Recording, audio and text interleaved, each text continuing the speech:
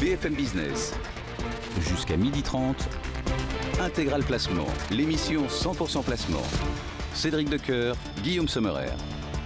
Et pour répondre à vos questions, des questions forcément un peu chamboulées aujourd'hui, Gilles Petit est resté avec nous. Gilles, on est parti avec la question de Stanislas à Corbeil qui s'interroge sur l'opportunité d'investir dans un fonds solidaire. Visiblement, son conseil, c'est l'appétit de Stanislas pour l'ISR, mais il n'est pas certain d'avoir compris toute l'implication d'un fonds solidaire. Il voudrait qu'on l'éclaire un petit peu. Alors, c'est une très bonne question pour enchaîner après ce long discours de François Hollande dans sa lutte contre les démons, contre la cupidité et les démons de l'argent, puisqu'effectivement, le fonds solidaire, c'est quoi? C'est simplement de partager avec une association, par exemple, les performances du fonds. Voilà, c'est ça un fonds solidaire. Donc grosso modo, si on a un rendement de 7%... Voilà, on va pouvoir le partager, on va pouvoir partager également, ça vient de la société de gestion, on peut aussi partager tout ce qui est frais, par exemple les frais de gestion peuvent être partagés avec l'association, mais on peut partager effectivement une partie de la performance avec une association. C'est de la philanthropie, quoi. Exactement.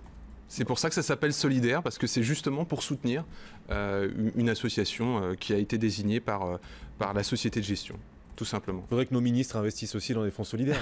Oui, alors le problème, c'est que j'ai l'impression qu'ils n'investissent pas beaucoup en actions, puisque les fonds solidaires sont souvent des fonds qui investissent en actions.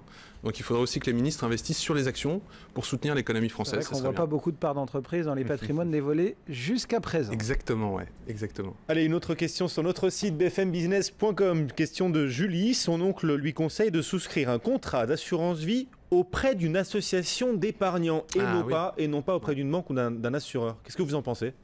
Bah, écoutez, ça peut être une bonne idée.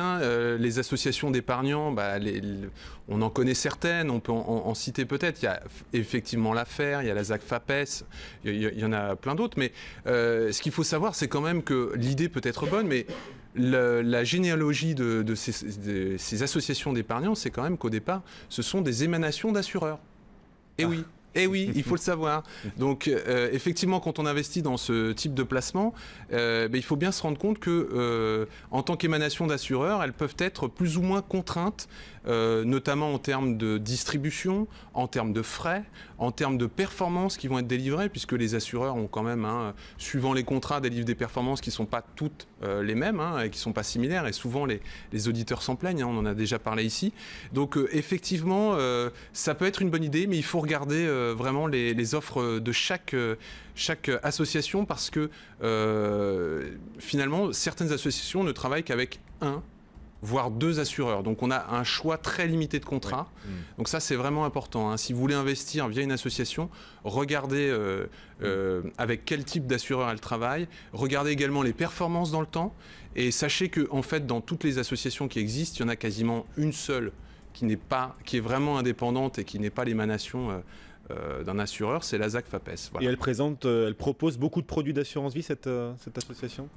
Comme les autres, un petit peu plus, mais elle travaille avec davantage d'assureurs. Disons que pour prendre une fourchette sur, imaginons 8 associations, vous en avez 3 qui travaillent avec un nombre suffisant d'assureurs différents. Tout simplement. Donc, ça peut être une bonne idée, mais il faut bien se renseigner sur le contrat. Et justement, pour les lecteurs de gestion de fortune, on remet chaque année des Oscars, des prix, comme les autres magazines évidemment.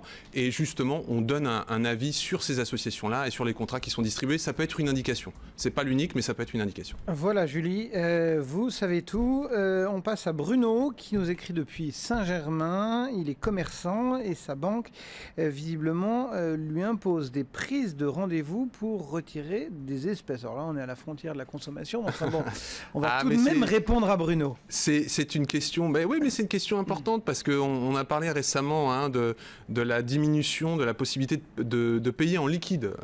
L'État français y pensait. Donc, on rejoint un peu cette question-là. En fait, légalement, il n'y a pas vraiment de texte qui encadre ce type de pratique chez les banques.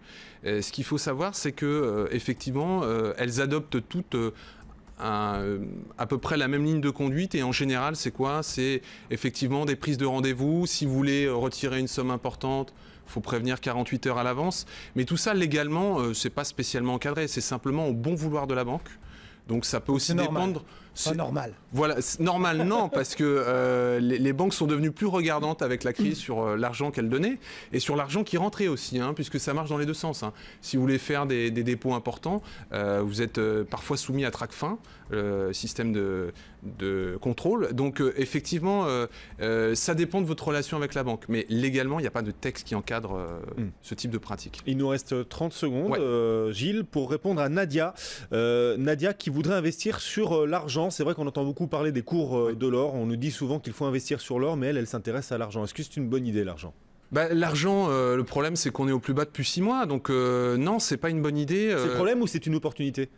Aujourd'hui, c'est un problème parce que ce qui fait chuter le cours de l'argent, c'est la faillite du secteur photovoltaïque, notamment le chinois Suntech qui était le géant mondial sur le photovoltaïque. Tous les panneaux solaires utilisaient de l'argent.